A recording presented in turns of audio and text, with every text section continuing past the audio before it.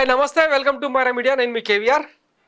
నిన్న ఆంధ్రప్రదేశ్లో వరద సహాయ కార్యక్రమాల్లో ఒక ఆసక్తికరమైన ఘటన వెలుగులోకి వచ్చింది. అది ఇదే, బాబు గారికి ప్రాణాపాయం తప్పింది, త్రుటిలో ప్రాణాపాయం తప్పింది అని మన పేపర్లలో రాయలేదా రామకృష్ణ అని చెప్పి ఇప్పుడు ఒక జోక్ వైరల్గా మారింది. అదే ఒక్కసారి చూద్దాం.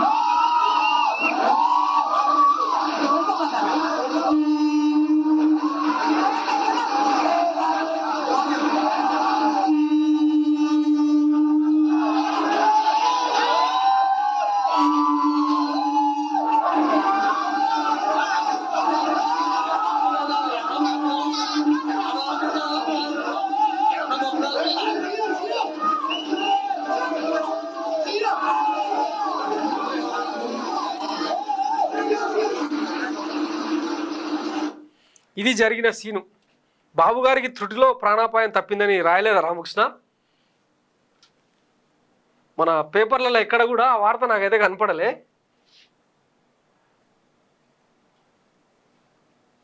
అంటే ఇప్పటికే పిఆర్ స్టంట్స్ ఎక్కువైనాయని భావించిరేమో మరి. ఈ షోలో ఒకవేళ రాష్ట్రం జరగకూడదు ఏదైనా జరిగితే, ఈ రాష్ట్ర పెద్ద దిక్కును కోల్పోతే పరిస్థితి ఏంది?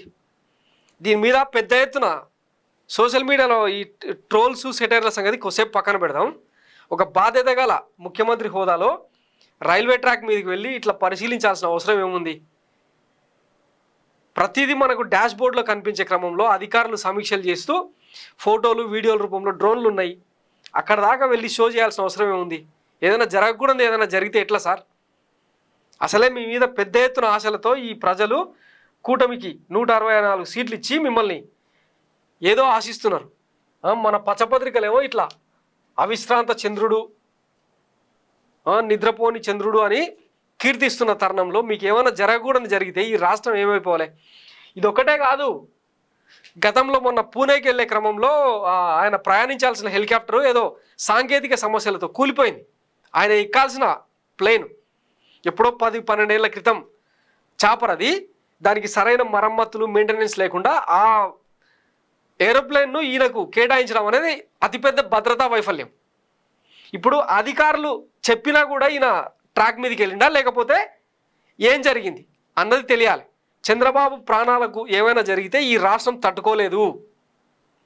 ఎందుకంటే మీకు ఇంచుమించు 64%, 64 కాదు 54% ఓట్లు వేసినా జనం ఏమైపోవాలి?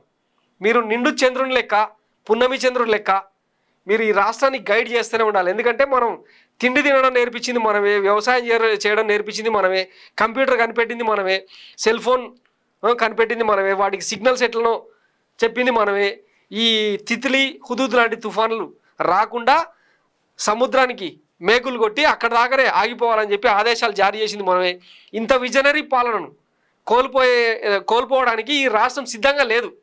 మానసికంగా ఒకవేళ మీరు సిద్ధమైపోయినా కూడా, ఈ సంక్షోభాన్ని ఎదుర్కొనే క్రమంలో చావుకు కూడా ఎదురెళ్ళాలని మీరు భావించినా కూడా ఈ రాష్ట్ర ప్రజలు 5.5-6 కోట్ల మంది ఆంధ్ర ప్రజలు దానికి సిద్ధంగా లేరు. మీరు ప్రతిపక్ష నేతగానైనా సరే, ప్రభుత్వ నేతగానైనా సరే, మీరు నిండు 100 ఏళ్ళు ఈ రాష్ట్ర ప్రజల ఆయుష్ మొత్తం పోసుకొని మీరు బతకాలని కోరుకుంటుంది సార్. ఇట్లాంటి ఫీట్లు చేయకండి దయచేసి. మీ మీద నాకు ద్వేషం ఉన్న ఒక పాలకుడిగా మీరు చేసే దిగ్మాలతనం మీద నాకు ఇష్టం లేకపోయినా కూడా మనిషిగా మానవత్వం కోణంలో మీ వయసుకి ఇది తగదు. ఇప్పుడు సోషల్ మీడియాలో చూడండి ట్రోల్స్ ఎట్లా అవుతున్నాయి. ట్రైన్ దగ్గరికి, ఆయన దగ్గరికి ట్రైన్ రాలే, ట్రైన్ ట్రాక్ మీదకి ఆయన పోయిండు. ఒక ముఖ్యమంత్రి హోదాలో ఆయన చేయడం తప్పది. సరే, రాష్ట్రానికి పెద్ద మనిషి కాబట్టి ఎవరేమంటలేరు, కానీ అది తప్పు. భద్రతా వైఫల్యాల కోణంలో చూస్తే ఒక రాష్ట్ర ప్రథమ పౌరుడికి ఇట్లాంటి జరగకూడదు. దయచేసి ఈ సిఎస్ కానీ డీజీపీ కానీ దీని మీద చాలా పెద్ద సీరియస్ యాక్షన్ తీసుకోవాల్సిన అవసరం ఉంది.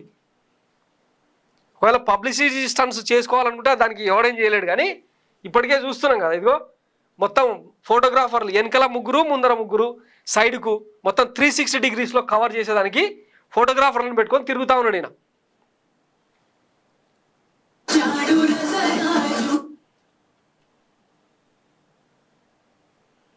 ఇంకో ఇక్కడ చూడండి, బ్లాక్ క్యాట్స్ కమాండోస్ అడ్డం వస్తున్నారని చెప్పి చేత్తో ఇట్లా తోస్తూ ఉంటాడు. చూడండి, ఇగో పక్కకు జరగని చెప్తున్నాడు. మొదటి రోజు నుంచి చెప్తున్నాం సార్, మీ వయసుకి ఇది కరెక్ట్ కాదు. మొన్న అదేది కాటా వేయడం, అంటే సరుకులు వెయిటింగ్కి తగ్గట్టే ఉన్నాయా, ఏమైనా బరువు తగ్గించి అక్రమాలకు ఏమైనా పాల్పడుతున్నారని చెక్ చేసే క్రమంలో ఒక సంచిని ఇట్లా లేపే ప్రయత్నం చేసిండు. పుడుక్కున నడుమిరిగితే.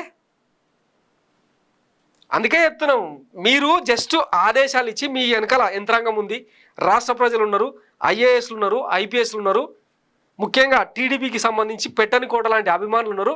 మీరు ఒక్క పిలిపిస్తే చాలు, రంగంలోకి దిగి ఎట్లాంటి సంక్షోభానైనా చక్కబెట్టే వ్యవస్థ మీ దగ్గర ఉన్నప్పుడు మీరు చేయాల్సిన పనులు ఇవి కాదు. అఫ్కోర్స్ నేను రంగంలోకి దిగితేనే వ్యవస్థ మంచిగా పనిచేస్తుందని మీరు భావిస్తే ఒకవేళ అది నో ప్రాబ్లం. అంటే మీ పనితీరును ఎవ్వరూ ఇక్కడ అగౌరవపరుస్తలేరు, ఎవరు కూడా తక్కువ అంచనా వేస్తలేరు. కానీ మీ శక్తికి మించి వయసును దృష్టిలో పెట్టుకొని కొంచెం నింపాదిగా సంయమనం పాటించి కొంత ఆదేశాలు ఇచ్చి రాష్ట్రాన్ని సెటరేట్ చేయాల్సిందిగా విజ్ఞప్తి చేస్తున్నాం. దయచేసి ఇట్లాంటి ఫీట్లు చేయకండి, ప్రాణాల మీదకి తెచ్చుకునే ఫీట్లు చేయకండి దయచేసి. రాష్ట్రం బోర్న ఏడుస్తుంది. ఎందుకంటే 1-2 ఏళ్ళు కాదు కదా, 40 ఏండ్ల పాలనా అనుభవం ఇది, రాజకీయ అనుభవం. అంత ఈజీగా మర్చిపోలేరు మిమ్మల్ని. సో దయచేసి ఇంతమంది గోడును మీరు పరీక్షించకండి దయచేసి. Thanks for watching Myra Media. నేను మీ కేవీఆర్. Thank you.